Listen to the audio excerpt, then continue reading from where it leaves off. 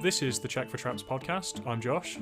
And I'm Aaron. And we recently, for no good reason, went to see the Sonic the Hedgehog movie. Much has been said about this film prior to it even coming out. It seems to have inspired a bizarre amount of rage or anticipation among others. I mean, I'm not really sure.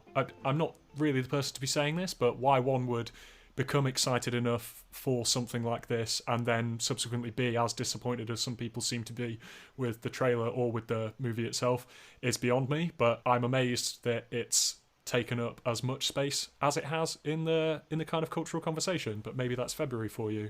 But yeah, Sonic the Hedgehog, the movie was basically fine.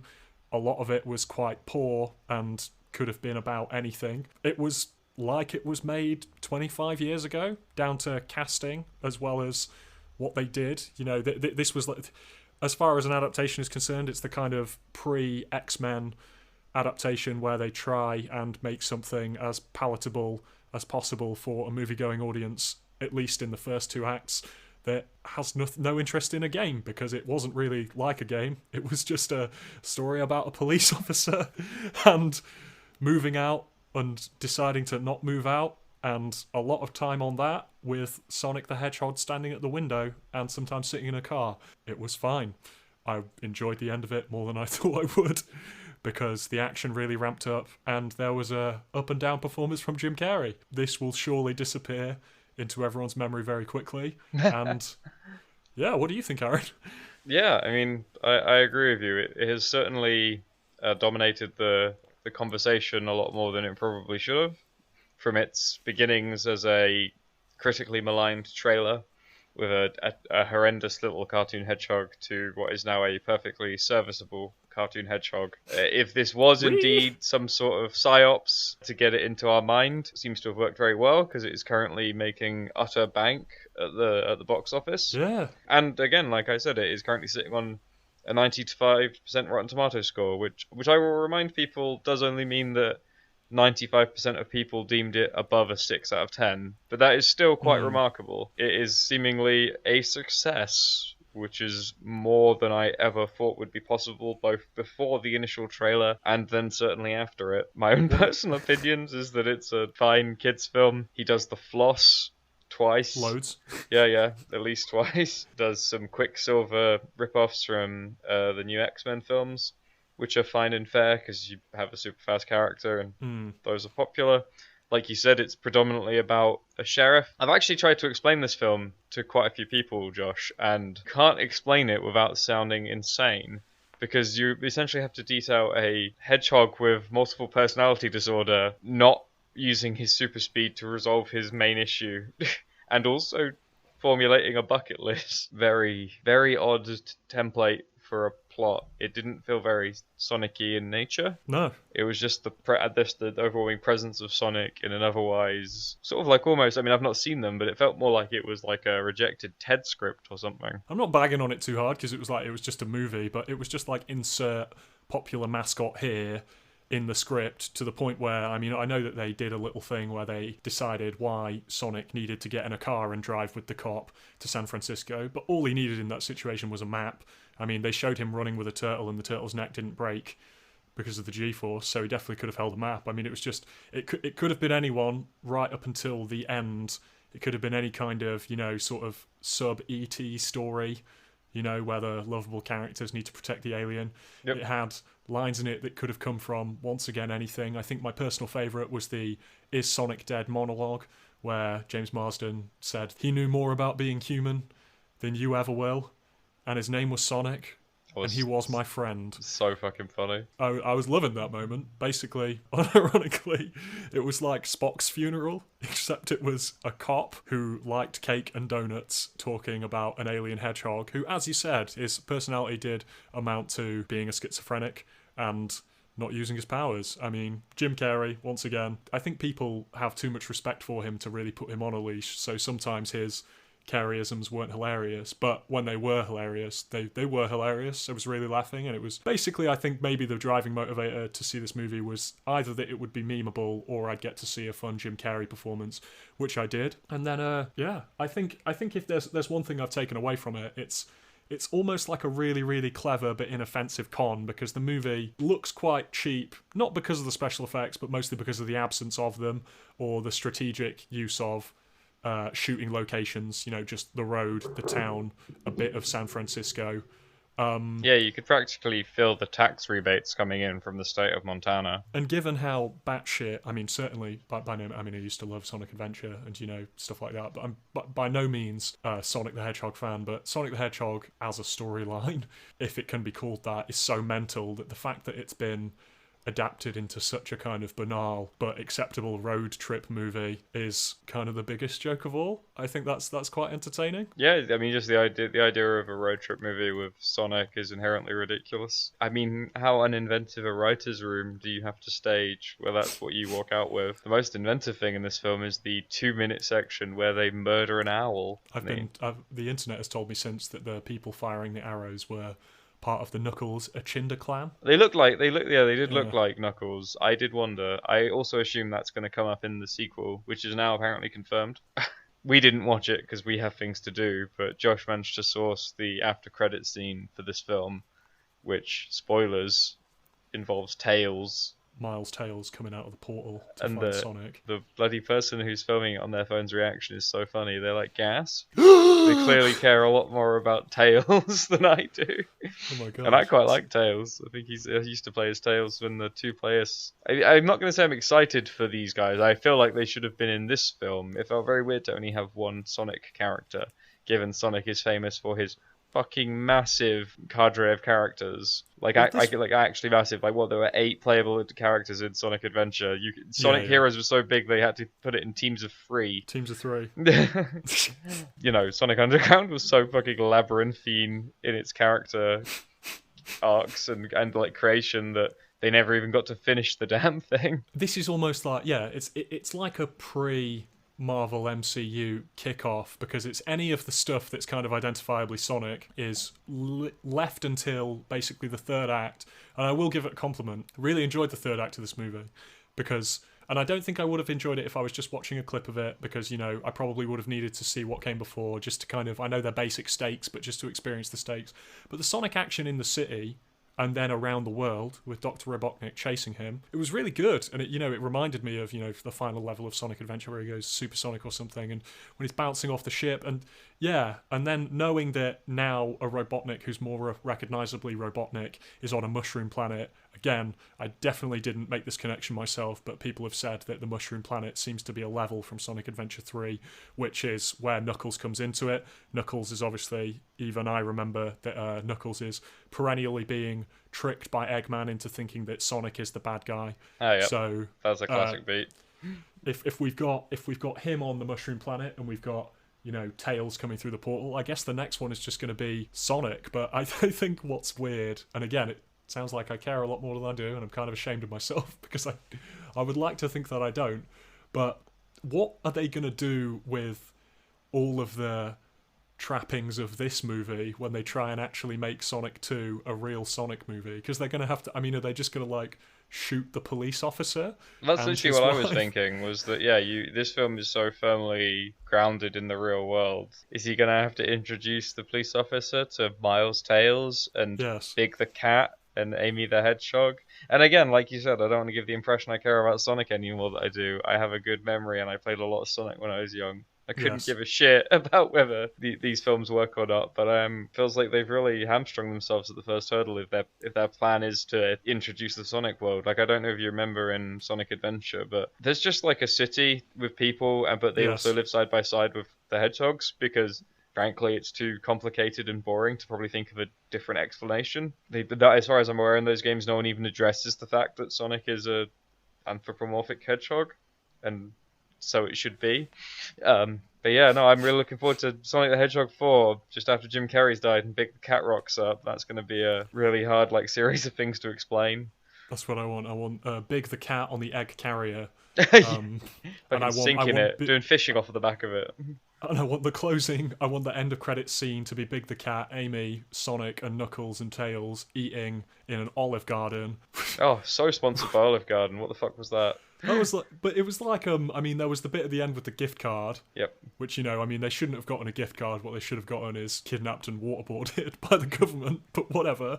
I quite like, until he gave them the Olive Garden card, I thought it was a really funny concept to have him just rock up and apologise. I mean, it was just because, obviously, it's a children's movie. I just what I did like is that it felt like the conclusion of them all kind of hating Dr. Robotnik anyway storyline. Oh, yeah, It's definitely. Like, but like we said, that Jesus. should have been done better with his, like, troop, his men and the soldiers and stuff. Obviously, once again, I feel petty for even saying, because this is the Sonic the Hedgehog movie released in 2020, but, the very same people who seemed concerned with what caused the earthquake at the beginning just kind of resolved to let it ride at the end. Well, yeah, to such an extent that Sonic is given a attic room with a window that presumably the government could just stare through. I mean, that general guy probably hasn't left the driveway yet, and they take him up there.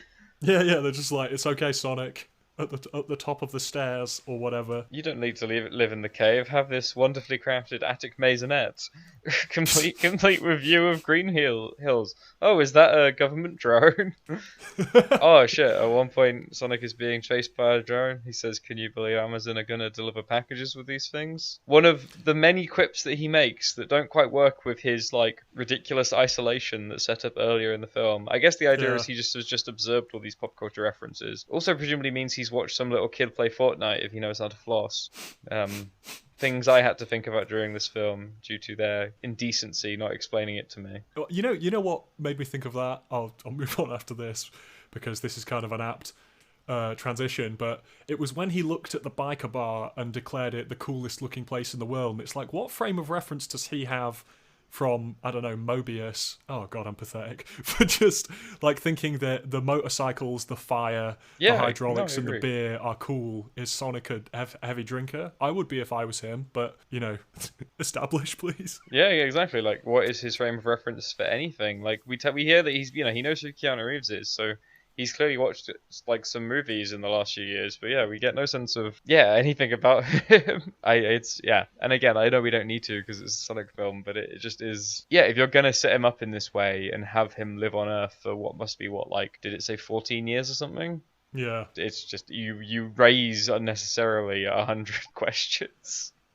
If Aaron told me that this was the first movie script that was invented by an algorithm that had only pulled 5 movies of data from the early 90s, then I would believe it. I actually would. It'd be like, that would make perfect sense. But moving on from the shame that I'm currently feeling about having spoken this much about Sonic the Hedgehog, if you will permit me, I managed to sate myself and feel slightly better because, as everyone on the internet is aware, the strangest fandom to have ever lived with the most baseless passion is the hardcore Sonic the Hedgehog fandom. So I went looking for a Sonic forum to see what they thought of the movie, and I didn't even get as far as the most recent post because what I found was so amazing. So the thread marked the Sonic the Hedgehog live action movie started in 2013, December of 2013, and it was because the on-point full-time Sonic hardcore fans had discovered that Sony Picture Classics had registered some domain names in the name of Sonic the Hedgehog the movie.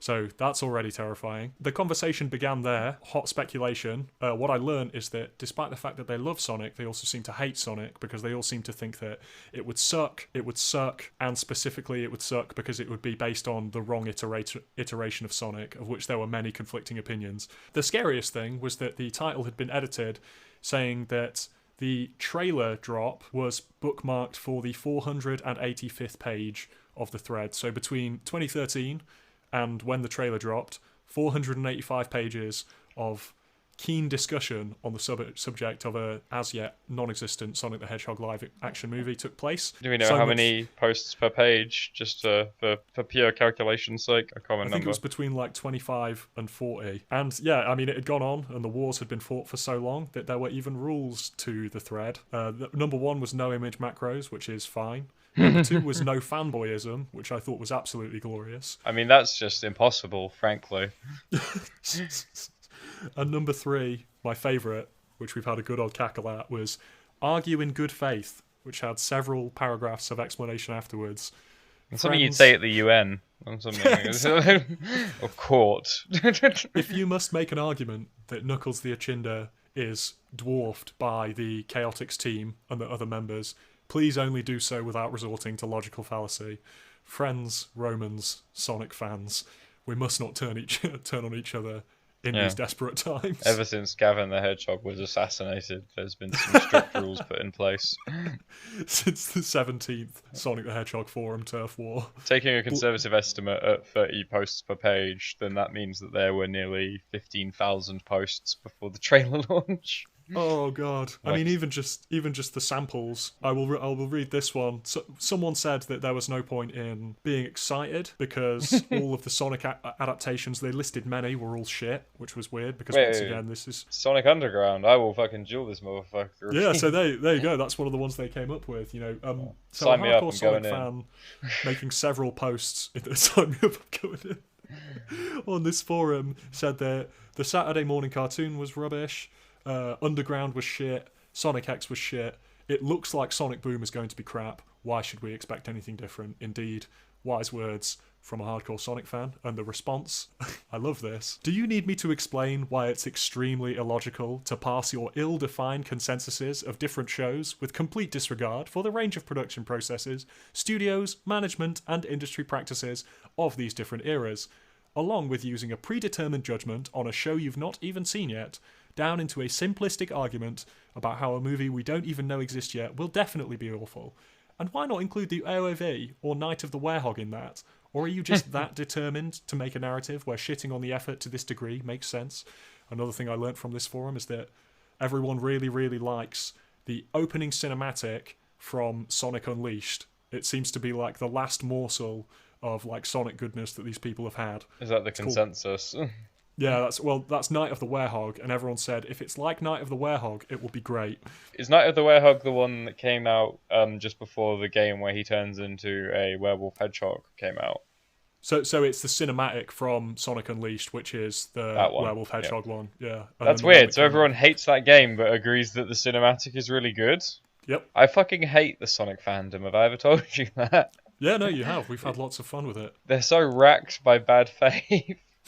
And like continual disappointment. Like this would, if there was like sort of solo level Star Wars film every 2 years for the next decade, the Star Wars fandom would be in somewhere nearing, actually not even, but would be approaching the level of the degradation that has undergone to the Sonic fandom. And yet they would still have more over a Sonic fandom just because while Star Wars was derivative, it also kind of changed the industry in a way that, I mean, Sonic the Hedgehog is like the dark version of something that's completely focus grouped and entirely soulless. That's what's so funny about people being passionate about it. It's not like the kind of pure joy of like Super Mario, which, to this day they just release banger after banger of a game.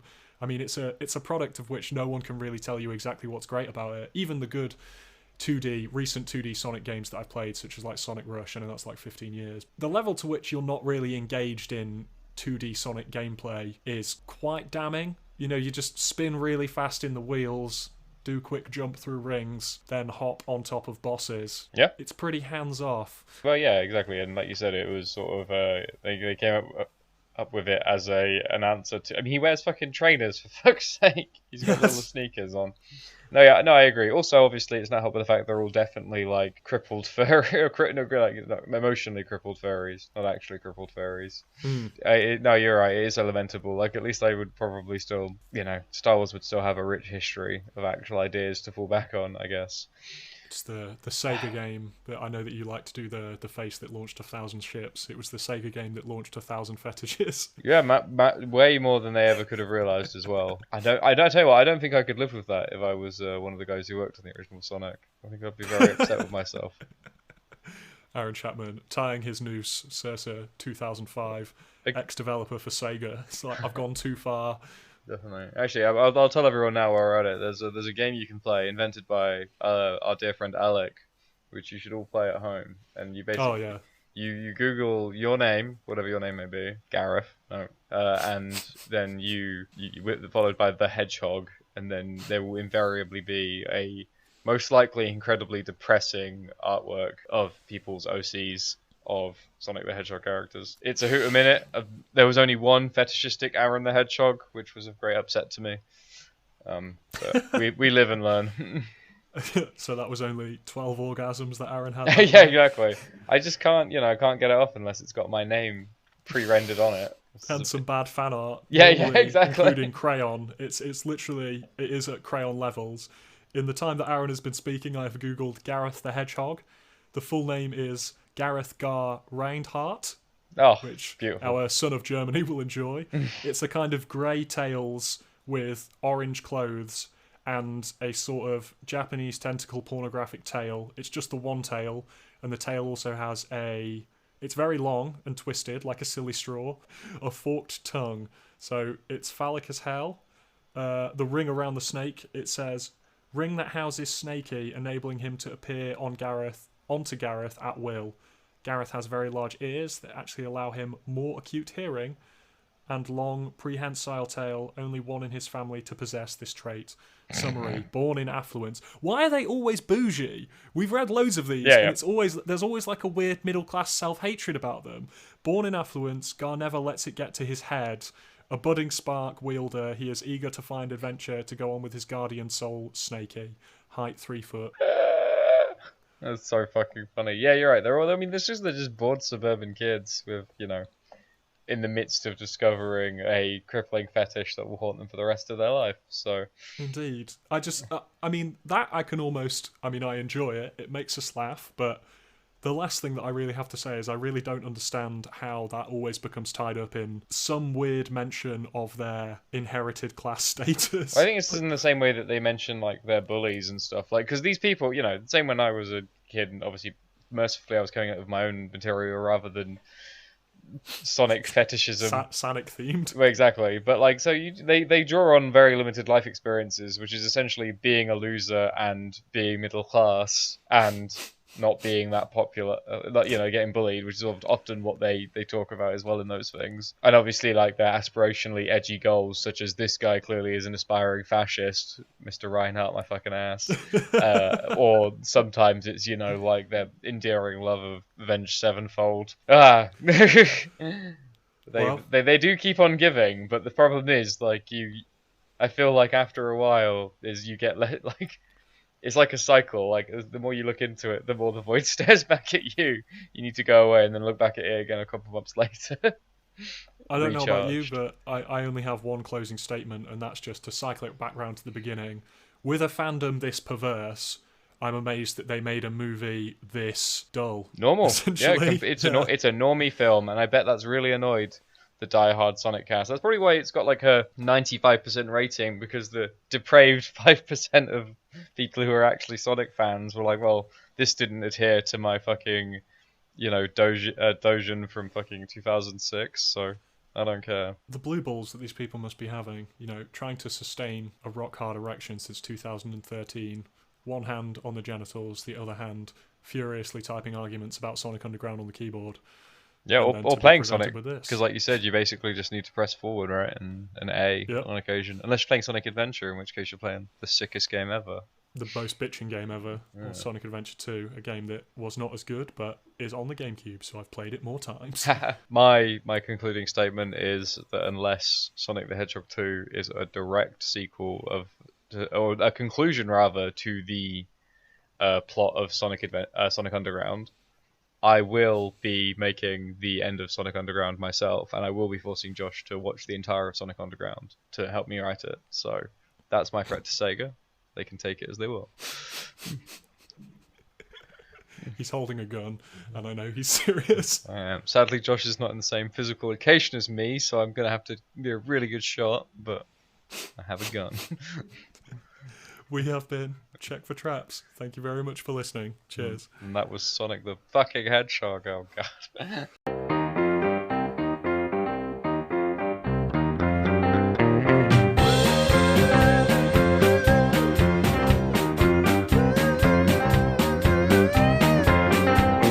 The bus! Ha ha! Ho ho!